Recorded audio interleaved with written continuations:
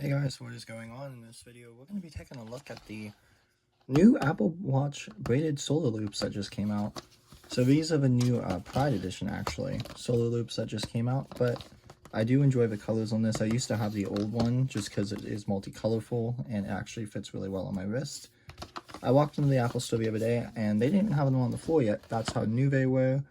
And online, I did the sizing guide before I went in, but I'm so glad I went to the Apple store instead of just ordering it online based on that sizing guide. Because the sizing guide said I was around a 4 or 5, and I ended up going with a size 2 based on the fits that they had me try on in the Apple store directly.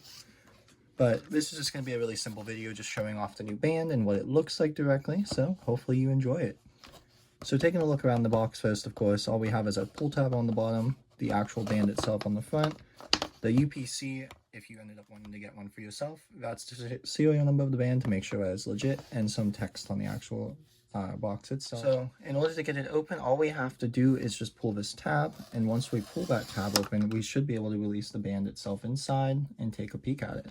I didn't get to see it personally out in the Apple store because, like I said, they did just come out with them as soon as I got there, which was around on Tuesday.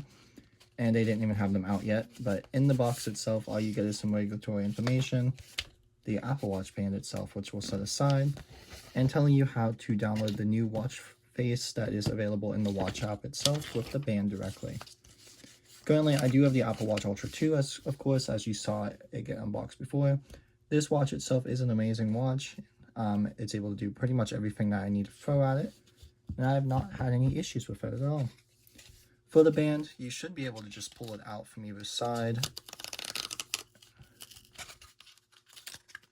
in order to get it out of here. And these bands themselves, they are a little pricey, but it is an Apple product, so of course keep that in mind. The band itself does retail for around $100 before tax, local tax to your area, of course. I paid around $106 for this one directly, and I think it's actually fine to pay that much personally because it is a really good quality band. I did have the Braided Solo Loops before for my 40mm Apple Watches, and it didn't really fit as well as it would have on this one, so I just ended up selling them or giving them away to my friends. So now we finally have a Braided Solo Loop for my actual new Apple Watch, which I've never had yet for this new one. I've been just using these like Velcro straps or the trail loop, or depending on which one that I was looking at for it. Yeah. These bands itself should just click into place, just like any regular Apple Watch band directly, as soon as I figure out which way it clips in. So one on the bottom, one on the top, and the only nice thing I do like about this band is it just slips right on your wrist, and it's able to be worn just as simple as that.